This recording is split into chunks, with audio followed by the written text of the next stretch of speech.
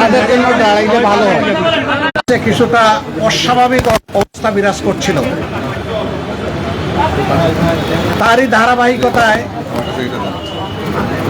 গত পরশুদিন অর্থাৎ বৃহস্পতিবারে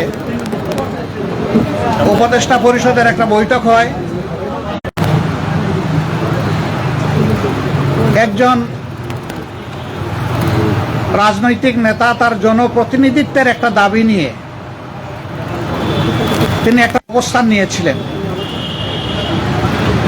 আবার আরেকটা গুরুত্বপূর্ণ জায়গায় আরেকটা দাবিতে, কিন্তু এই পরিবর্তনে এখন যারা নেতৃত্ব দিচ্ছেন সরকারে,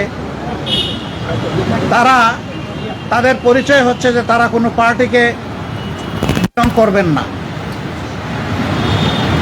এটা হওয়া উচিত, কিন্তু এখানেও কিছু ব্যতিক্রম ঘটেছে, হতে হবে না। এখানে পেশি শক্তি এবং কালো টাকার প্রভাব চলবে না। 15.5 বছর মানুষ 3টা নির্বাচনে তার ভোটের অধিকার প্রয়োগ থেকে বঞ্চিত হয়েছে। এবার তারা নিঃসংকোচে নিজের এই অধিকারটা প্রয়োগ, দায়িত্ব আমরা সবাই মিলে তাকে দিয়েছি, তিনি চেয়ে নেননি এবং তিনি দলের পক্ষ থেকেও নির্বাচিত কোনো দায়িত্বশীল নেতা নন, বরঞ্চ তিনি জনগণের ঐক্যমতের ভিত্তিতে এই জায়গাটায় একটা গুরুবার তিনি প্রত্যাশা পূরণ করতে পারবে না। আবার সব সংস্কার এই সরকারের পক্ষে করা সম্ভব না। মাত্র 5টা সুনির্দিষ্ট বিষয়ে তারা হাত দিয়েছেন।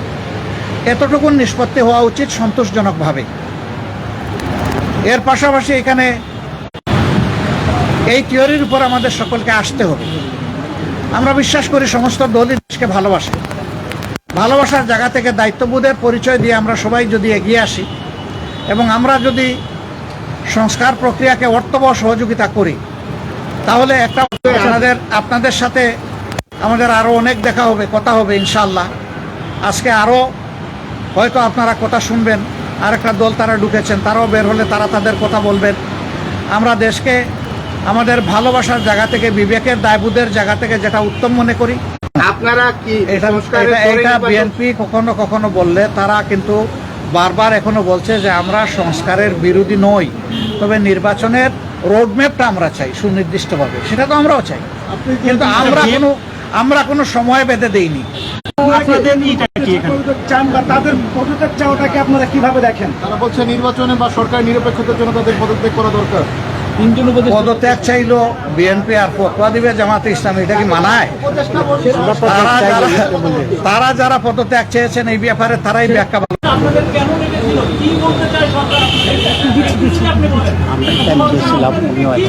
এটা ঠিক আমাদের ব্যাপার আর বিএনপির ব্যাপারে একরকম না, একটু ডিফারেন্স আছে। আমরা কিন্তু নিজেই চেয়েছি এবং টাইমটা ফিক্স আপ হয়েছে কালকে। উনি ডেকে এইটুকুই বলেছেন, দেশ আমাদের সবার, আমি অবশ্যই অর্থবহ, সুষ্ঠু, স্বচ্ছ একটা